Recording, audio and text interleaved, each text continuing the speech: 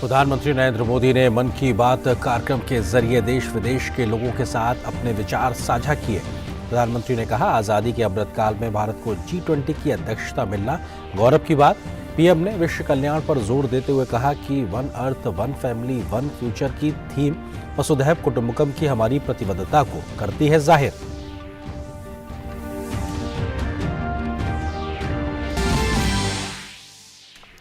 प्रधानमंत्री ने मन की बात में निजी क्षेत्र के पहले रॉकेट विक्रम एस के सफल प्रक्षेपण को बताया गौरवशाली पल। कहा, भारत स्पेस सेक्टर में अपनी सफलता अपने पड़ोसी देशों से भी कर रहा है साझा। प्रधानमंत्री ने कहा, ड्रोन के क्षेत्र में भी भारत तेजी से बढ़ रहा है आगे।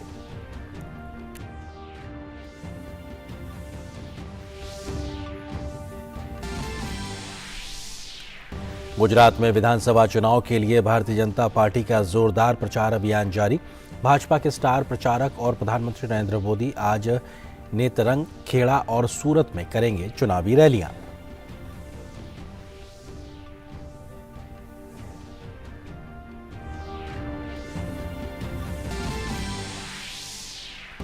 गुजरात के चुनावी रण में कांग्रेस और आम आदमी पार्टी ने भी प्रचार में झोंकी पूरी ताकत। दोनों दलों के वरिष्ठ नेता मतदाताओं को लुभाने के लिए लगा रहे हैं एड़ी चोटी का जोर।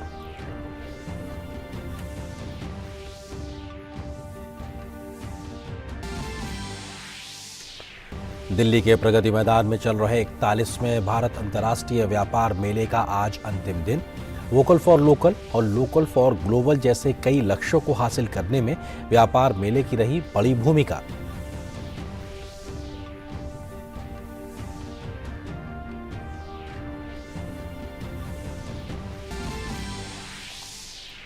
अंतर्राष्ट्रीय खबरों में नेपाल में नेपाली कांग्रेस के नेतृत्व में 5 दलों का गठबंधन नई सरकार बनाने के लिए तैयार। नेपाल के प्रधानमंत्री शेर बहादुर देउवा के नेतृत्व में नेपाल कांग्रेस गठबंधन को स्पष्ट बढ़त।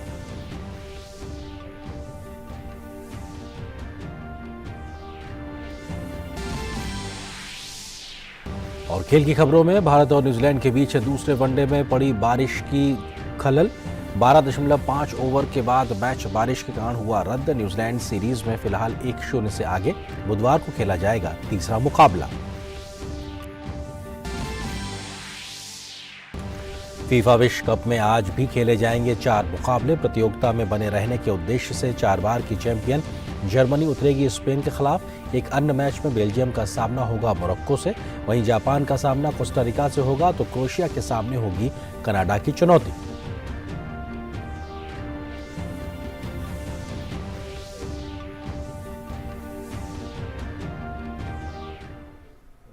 नमस्कार, आप देख रहे हैं डीडी न्यूज। अब तक के समाचारों के साथ मैं हूं आपके साथ आरेंद्र। खबरों पर डालते हैं विस्तार से नजर। प्रधानमंत्री नरेंद्र मोदी ने आज मन की बात कार्यक्रम की 55वीं कड़ी में देश विदेश के लोगों के साथ अपने विचार साझा किए। पीएम मोदी ने भारत को G20 की अध्यक्षता मिलने पर इसे देश के लिए एक गौरव की बात कहा है।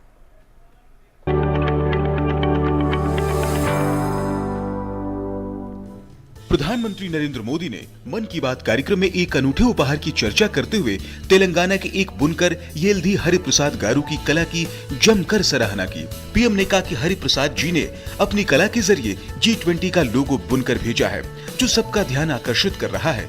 हरिप्रसाद गारू ने अपनी कला में अगले साल G20 शिखर सम्मेलन की मेजबानी करने पर देश के गौरव को भी दर्शाया है।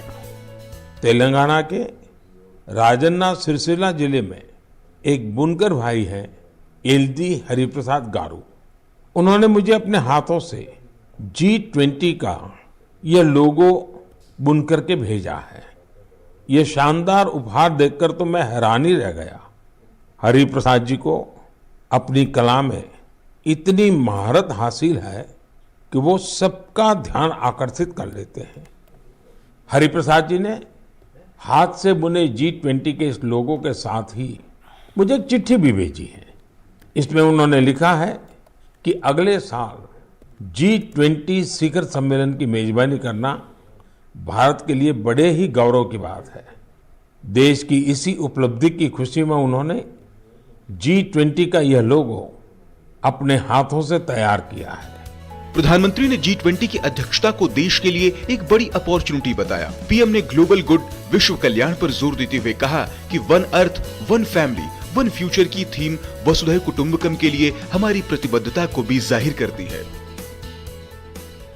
G20 की वर्ल्ड पॉपुलेशन में 2/3, वर्ल्ड ट्रेड में 3/4 और वर्ल्ड जीडीपी में 85% भागीदारी है। आप कल्पना कर सकते हैं, भारत अब से 3 दिन बाद यानी 1 दिसंबर से इतने बड़े समूह की, इतने सामर्थ्यवान समूह की अध्यक्षता करने जा रहा है।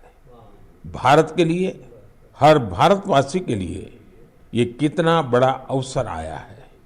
ये इसलिए भी और विशेष हो जाता है क्योंकि ये जिम्मेदारी भारत को आजादी के अमृतकाल में मिली है। मन की बात कार्यक्रम की इस कड़ी में पीएम मोदी ने G20 की अध्यक्षता को देश के गौरव से जोड़ते हुए इसे राज्यों की संस्कृति के विविध और विशिष्ट रंगों को दुनिया के सामने लाने का अवसर बताया। पीएम ने कहा कि शांति से लेकर सस्टेनेबल डेवलपमेंट तक देश के पास सभी चुनौतियों का समाधान है। Bureau report, DD news.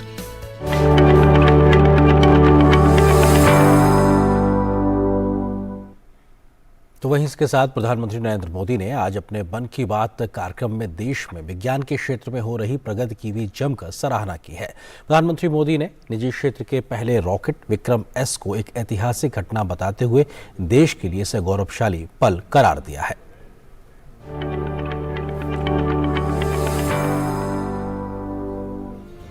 प्रधानमंत्री नरेंद्र मोदी ने अपने मन की बात कार्यक्रम में देश के विज्ञान के क्षेत्र में तेजी से हो रही तरक्की और आम भारतीयों के इसमें बढ़ चढ़कर योगदान का जिक्र किया। उन्होंने हाल ही में छोड़े गए निजी क्षेत्र के पहले रॉकेट विक्रम एस को एक ऐतिहासिक घटना बताया। मेरे प्यारे देशवासियों, 18 नवंबर को पूरे देश ने स्पेस सेक्टर में एक नया इतिहास बनते देखा। इस दिन भारत ने अपने पहले ऐसे रॉकेट को अंतरिक्ष में भेजा जिसे भारत के प्राइवेट सेक्टर ने डिजाइन और तैयार किया था। इस रॉकेट का नाम है विक्रम एस। श्रीहरिकोटा से स्वदेशी स्पेस स्टार्टअप के इस पहले रॉकेट ने जैसे ही ऐतिहासिक उड़ान भरी, हर भारतीय का सिर गर्व से ऊंचा हो गया। प्रधानमंत्री ने कहा कि भारत अपनी वैज्ञानिक क्षमताओं का लाभ पड़ोसी देशों के साथ साझा करने को हमेशा उत्सुक रहता है। इस संदर्भ में उन्होंने शुक्रवार को इसरो के रॉकेट से छोड़े गए भूटान के उपग्रह का उदाहरण दिया। उन्होंने ड्रोन तकनीक के क्षेत्र में भारत के बढ़ते कदमों का भी उल्लेख किया और हिमाचल के किन्नौर में ड्रोन द्वारा सेबों की आपूर्ति को इस तरक्की का जीता जागता उदाहरण बताया। जब हम टेक्नोलॉजी से जुड़े इनोवेशंस की बात कर रहे हैं तो ड्रोन्स को कैसे भूल सकते हैं। ड्रोन के क्षेत्र में भी भारत तेजी से आगे बढ़ रहा है।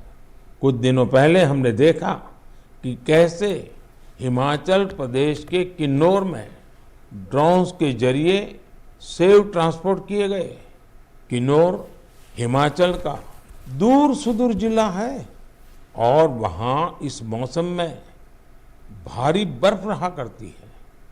इतनी बर्फबारी में किन्नौर का हफ्तों तक राज्य के बाकी हिस्से से संपर्क बहुत मुश्किल हो जाता है। ऐसे में वहाँ से सेब का ट्रांसपोर्टेशन भी उतना ही कठिन होता है। अब ड्रोन टेक्नोलॉजी से हिमाचल के स्वादिष्ट किन्नौरी सेब लोगों तक और जल्दी पहुँचने लगेंगे। इससे हमारे किसान भाई बहनों का खर्च कम होगा, सेब समय पर मंडी पहुँच पाएगा, सेब की बर्बादी कम होगी। प्रधानमंत्री ने कहा कि भारत अपने युवाओं की प्रतिभा के चलते आज विज्ञान, अनुसंधान और स्टार्टअप के क्षेत्र में दुनिया का अग्रणी देश बन गया है। उन्होंने विश्वास जताया कि अब भारत के लोग पीछे मुड़कर देखने वाले नहीं हैं। Bureau report, DD news.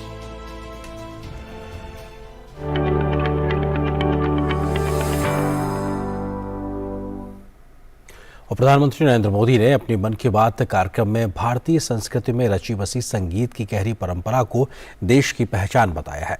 PM Modi ने देश के विभिन्न हिस्सों में लोक संगीत की परंपरा को बनाए रखने के लिए किए जा रहे प्रयासों की भी प्रशंसा की है।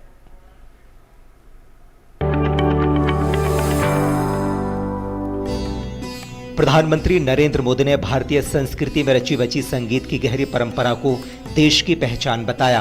उन्होंने कहा कि भारत के संगीत ने भारतीयों ही नहीं विदेशियों का भी मन मोहा है। इस संदर्भ में उन्होंने ग्रीस के सुप्रसिद्ध गायक कॉन्स्टेंटिनो कात्सिज का उल्लेख किया। उन्होंने कहा कि कॉन्स्टेंटिनो जी को भारतीय संगीत एवं संस्कृति से इतना लगाव है कि वो पिछले 40 वर्षों से अधिक समय से लगातार भारत आ रहे हैं। प्रधानमंत्री ने कॉन्स्टेंटिनो जी के गाए महात्मा गांधी के प्रिय भजन वैष्णव जन के अंश भी सुनाए।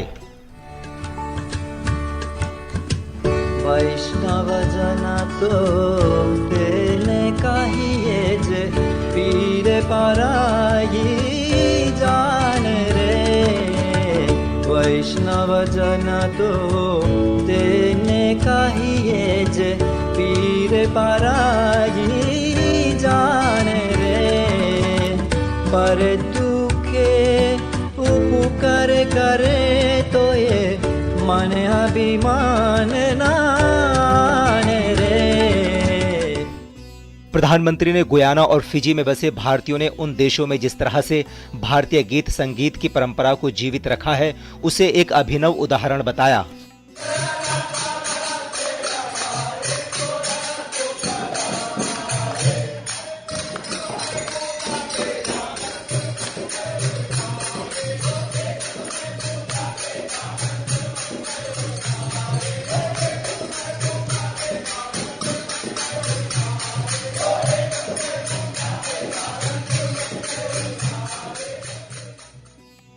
प्रधानमंत्री ने भारत के वेदों, प्राचीन शास्त्रों और पौराणिक कथानकों का उदाहरण देते हुए कहा कि भारत की आत्मा में संगीत है।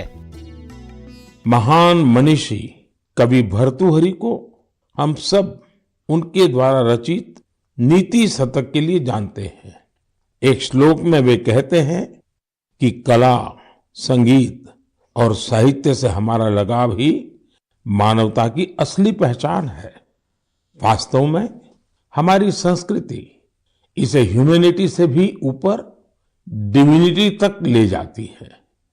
वेदों में सामवेद को तो हमारी विविध संगीतों का स्रोत कहा गया है। मां सरस्वती की वीणा हो, भगवान श्री कृष्ण की बांसुरी हो या फिर भोलेनाथ का डमरू, हमारे देवी देवता भी संगीत से अलग नहीं है। प्रधानमंत्री ने देश के विभिन्न हिस्सों में लोक संगीत की परंपरा को बनाए रखने के लिए किए जा रहे प्रयासों की प्रशंसा की। इस संबंध में उन्होंने नागालैंड की संस्था लिडी क्रो यू के प्रयासों का जिक्र किया। नागालैंड में नागा समाज की जीवन शैली, उनकी कला, संस्कृति और संगीत, ये हर किसी को आकर्षित करती है। ये हमारे देश की गौरवशाली विरासत का अहम हिस्सा है। नागालैंड के लोगों का जीवन और उनके स्किल्स सस्टेनेबल लाइफस्टाइल के लिए भी बहुत महत्वपूर्ण है। इन परंपराओं और स्किल्स को बचाकर अगली पीढ़ी तक पहुंचाने के लिए वहां के लोगों ने एक संस्था बनाई है जिसका नाम है लिडी क्रो यू। नागा संस्कृति के जो खूबसूरत आयाम धीरे धीरे खोने लगे थे, लिडी क्रो यू संस्था ने उन्हें फिर से पुनर्जीवित करने का काम किया है। देश, विदेश और भारत के विभिन्न राज्यों से उदाहरण प्रस्तुत करते हुए प्रधानमंत्री ने मन की बात में संगीत की जीवंत परंपरा के महत्व और भारत के समाज में उसके अभिन्न स्थान को सशक्त तरीके से रेखांकित किया। Bureau report, DD news.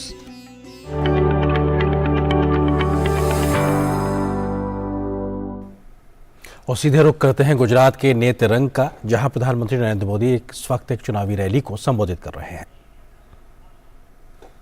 કારણ કે દીકરા દીકરીઓમાં ભણવાનો ઉમંગ આવ્યો, મા બાપમાં જાગૃતિ આવી અને જેમ તેમ તમારી અપેક્ષા વધતી ગઈ, અમે શાળાઓ બનાવતા ગયા, કોલેજો બનાવતા ગયા, યુનિવર્સિટી બનાવતા ગયા અને તમારા સપના સાકાર કરવા માટેનો પાયો મજબૂત કરતા ગયા ભાઈઓ। આના કારણે આદિવાસી બાળકો એમને ભણવાની સુવિધા મળી, સ્કિલ ડેવલપમેન્ટની સુવિધા મળી અને રોજગાર માટેના એમના અવસર ઊભા થયા ભાઈઓ. પરંતુ એક મહત્વનું કામ આપણે કર્યું. તમે વિચાર કરો, આઝાદીના આટલા બધા વર્ષો થયા, ગુલામી ગઈ, પણ ગુલામી ગઈ એનો લાભ મારા ગામડાના માનવીને, મારા ગરીબ માનવીને કેમ ન મળે ભાઈ?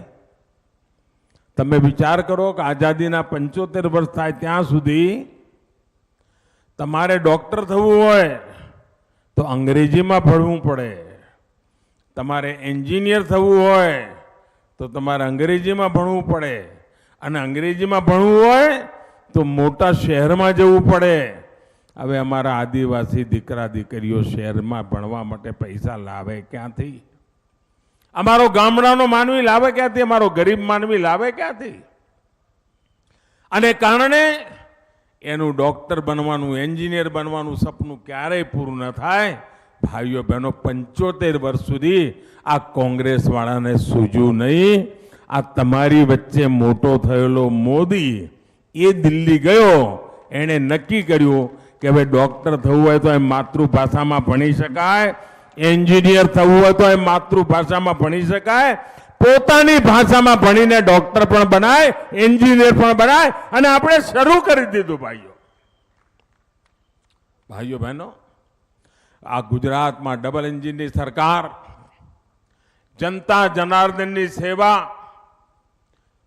એ સંસ્કાર લઈને કામ કરી રહી છે. અને મારું તો સદભાગ્ય છે કે ગુજરાતે, તમે બધાએ મને જે શિક્ષણ આપ્યું, મારા જે સંસ્કાર કર્યા, એ સંસ્કાર આજે પણ મને લેખે લાગે છે.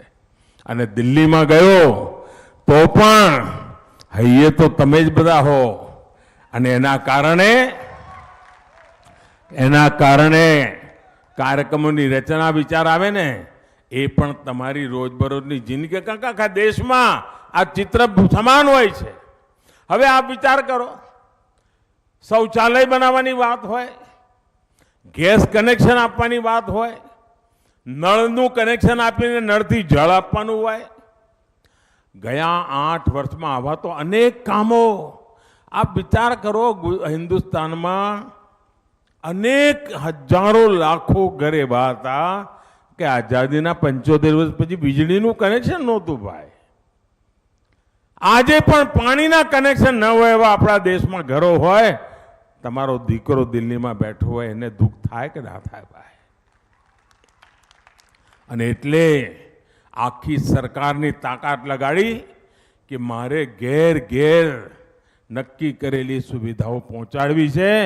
સરકારોને દોડાવું છું, બરાબર દોડાવું છું દોસ્તો. જલ્દીમાં જલ્દી મારે બધું પહોંચાડવું છે. એટલા વખતે મેં તો લાલ કિલ્લાથી કહી દીધું કે હવે મારે આટલું થયું નહીં, 100% પૂરું થયું એની વાત કરો ભાઈ.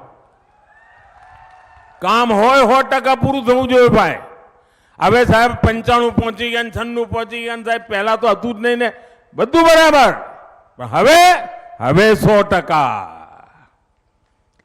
કોઈ માં, અને બધાને 100% હોય ને ભાઈ, એટલે પછી વાલા દવલા થાય જ નહીં, કરપ્શન કરવું ના પડે. ગરીબને ઘર મળ્યું હોય તો બાજુવાળાને ખબર હોય, ભલે અત્યારે નથી મળ્યું, 6 મહિનામાં મારો વારો આવશે. કેમ? તો મોદી સાહેબ 100% કહ્યું છે. એટલે કોઈને કટકી મળે જ નહીં, કરપ્શન બંધ. આ કામ આપણે કરી રહી છે. હવે આપ જુઓ, પ્રધાનમંત્રી આવાસ યોજના અને જુદી જુદી આવાસ યોજનાઓ લઈને આપણે કામે ચાલ્યા. હવે પહેલા કેવું હતું, સરકાર નક્કી કરે કે આવી દિવાલ, આવી બારણું, આવી બારી, આવું ઘર. હવે પેલો જ્યાં રહેતો હોય એને કેવું ઘર જોઈએ? એના ઘરમાં ઢોર ઢાંખર હોય, બકરી હોય, મરઘા હોય, તો એને ઘર કેવું જોઈએ ભાઈ? એ સરકાર નક્કી કરે, ગાંધીનગરથી દિલ્હીથી. મેં કહ્યું એ નહીં થાય ભાઈ, એ જ નક્કી કરે. જેને ઘરમાં રહેવાનું છે એ જ નક્કી કરે એને ઘર કેવું બનાવવું છે, એ જ નક્કી કરે એને કેવો માલ સામાન વાપરવો છે. એને અને કોઈ પોતાનું ઘર ખરાબ બનાવે જ નહીં. બનાવે ભાઈ? કોઈ પોતાનું ઘર ખરાબ બનાવે? આપણે એના પર ભરોસો કરવાનો કે ના હોય? અમે તમારા પર ભરોસો કરો ને તમે ભાજપ પર ભરોસો કરો. આ તો આપણું કામ છે. એટલે આપણે નિયમો બદલી નાખ્યા કે ભાઈ જેને ઘર આપવાનું છે એક તો સાચા માણસને મળવું જોઈએ, બીજું પૈસા સીધા એના બેંક ખાતામાં નાખો ભાઈ, વચ્ચે કોઈ વચેટીઓ નહીં, કાકા મામા વાળી વાત જ નહીં. અને આપણે સીધા એના ખાતામાં પૈસા નાખીએ, ડિઝાઇન એ બનાવે, પછી કહ્યું ભાઈ તમારે ફોટો પાડીને આટલું કામ થાય, ફોટો પાડીને અમને બતાવી દેવાનો, પછી આટલું કામ થાય ફોટો પાડીને બતાવી દેવાનું, બીજા પૈસા આવી જાય, માલ ક્યાંથી લાવ્યો છે એનું બિલ બતાવી દેવાનું. સાહેબ આ દેશના ગરીબ માણસે ઈમાનદારીથી કામ કર્યું, 3 કરોડ કરતા વધારે ઘર લોકોના બની ગયા. જે ફૂટપાથ પર રહેતા હતા, ઝોપડીમાં રહેતા હતા, એ પાકા ઘરમાં રહેતા થઈ ગયા ભાઈઓ. અને ઘર બનાવવાનું કામ કેન્દ્ર સરકારની યોજના, ગુજરાતના ગરીબો 10 લાખથી વધારે પાકા ઘર, 10 લાખ એકલા ગુજરાતમાં ભાઈઓ, અને એમાંથી 7 લાખ ઘર તો બનીને લોકો રહેવા ગયા. આ વખતે દિવાળી એમણે નવા ઘરમાં કરી ભાઈઓ. અમારા આદિવાસી વિસ્તારમાં, આપણા વિસ્તારમાં પણ આ પીએમ આવાસ યોજના અંતર્ગત લગભગ 20,000 ઘર બન્યા છે. આપણા પટ્ટામાં જ ખાલી 20,000 ગરીબ પરિવારોને પાકા મજબૂત ઘર મળી ગયા. ભાઈઓ બહેનો, હમણાં હું હેલિકોપ્ટરમાં આવીને ઉતર્યો, પછી બધા જૂના જૂના જોગીઓ બધા મળ્યા, તો મન થાય ને ગપ્પા મારું, જ્યારે મન તો થાય. કારણ કે વર્ષોથી તમારા બધા વચ્ચે કામ કર્યું છે, એટલે મારા માટે તો આ ચૂંટણી પ્રચાર માટે કહેવાય નહીં, મારા માટે જૂના સાથીઓને મળવાનું અને તમને બધાને દર્શન કરવાના, એ જ કામ છે મારે તો. ચૂંટણી તો તમે જીતાડવાના જ છો, ચૂંટણી તો તમે જીતાડવાના જ છો, તમે નક્કી જ કર્યું છે. આપ વિચાર કરો, તમારી વચ્ચે મોટો ધોલ, મને ખબર પડે તકલીફ કઈ હોય.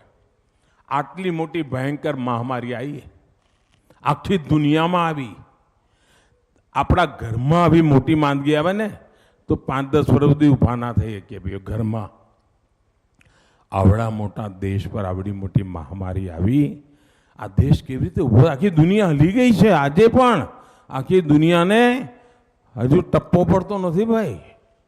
પણ આપણે પહેલું કામ કર્યું, ભલે મુસીબત આવી હોય, કારખાના પણ બંધ થયા હશે, શહેરમાંથી લોકો ડરીને ગામડે ગયા હશે, ગમે તેમ થાય, ગરીબના ઘરનો ચૂલો ના ઓલવાવો જોઈએ.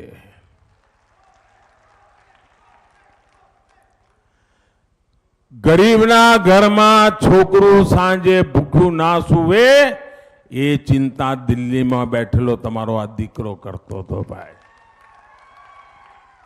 3 વર્ષ થયા, 80 કરોડ લોકોને મફતમાં અનાજ પહોંચાડ્યું, મફતમાં.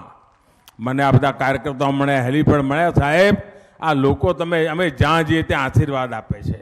એ મત તો પછી કે પહેલા આશીર્વાદ આપો મોદી સાહેબને કે અમારા ઘરમાં ચૂલો એક આગળ ઓલવાનો નથી. એક જણાએ તો એવું કહ્યું કે પહેલા સાહેબ ચોખા હોદવા જતા હતા, હાથ પડે પૈસા ભેગા કરતા હતા ચોખા લેવા. આજે ચોખા શેનું બનાવું, ચોખાનું શું બનાવવું એ નક્કી કરવાનો ટાઈમ જાય છે, એટલા બધા ચોખા ઘરમાં પડ્યા છે. આપણા ભરૂચ જિલ્લામાં 8.5 લાખ લોકો એમને ઘરમાં ચૂલો આપણે ઓલવાવા નથી દીધો ભાઈઓ. આ 8 લાખ લોકો આંકડો બહુ મોટો છે ભાઈ. આપણે એક પડોશીને ખાલી ઘેર મદદ કરીએ ને, વાટલી ઘઉં આપ્યા હોય ને તો એમ થાય કે મદદ કરી. આજે તો આખા દેશને મદદ થઈ રહી છે ભાઈઓ. અમારા મનમાં એક જ વિચાર કે અમારા ગરીબ પરિવારને અનાજની, ખાવાની, છોકરાને રાત્રે ભૂખ્યા ન રહે એની ચિંતા આપણે કરી. બીજું કામ આવ્યું, ભાઈ આ માંદગીમાં ભૂખ્યો તો ના રહે, પણ વેક્સિનની તો દવાની તો વ્યવસ્થા કરવી જ પડે. અને મારે હિન્દુસ્તાનના બધા નાગરિકોનો આભાર માનવો છે. હજુ દુનિયાના દેશના લોકો એમના દેશમાં વેક્સિનેશનમાં પાપા પગલી ચાલે છે. આપણે 200 કરોડ કરતો વધારે ડોઝ આપી દીધા અને મફતમાં. બોલો તમારા બધાનું ટીકાકરણ થયું છે કે નથી થયું? વેક્સિનેશન થઈ ગયું બધાનું? एक रुपया आपको પડ્યો જિંદગી બચાવી કે ના બચાવી દુનિયામાં હજી વલખા મારે જ ભાઈઓ અને 2 ડોઝ તો આપ્યા પછી લાગ્યું કે ના કોઈને બૂસ્ટરની જરૂર છે બૂસ્ટર પણ મફતમાં જાઓ ભાઈ લઈ જાઓ। तो इसी तस्वीरें आप देख रहे थे गुजरात के नेत्रंग से, जहां पर प्रधानमंत्री नरेंद्र मोदी एक चुनावी रैली को संबोधित करें तो उन्होंने इस बात का जिक्र किया कि कैसे बीते 8-8.5 वर्षों में देश भर में किस प्रकार से विकास योजनाओं को चलाया गया है, चाहे लोगों की मूलभूत सुविधाओं को पूरा करने का काम हो या फिर कोविड के समय किस प्रकार से लोगों को अन्न देना हो या फिर वैक्सीनेशन का काम हो। इन तमाम चीज़ों की सोच कहीं ना कहीं सरकार की प्राथमिकता में रही है ताकि अंतिम व्यक्ति तक उसके हिस्से का हक पहुंच सके। इस बात का जिक्र प्रधानमंत्री नेत्रंग की इस चुनावी रैली में करते हुए। तो फिलहाल इस बुलेटिन में इतना ही। टीडी न्यूज़ पर खबरों का सफर लगातार जारी रहेगा। नमस्कार।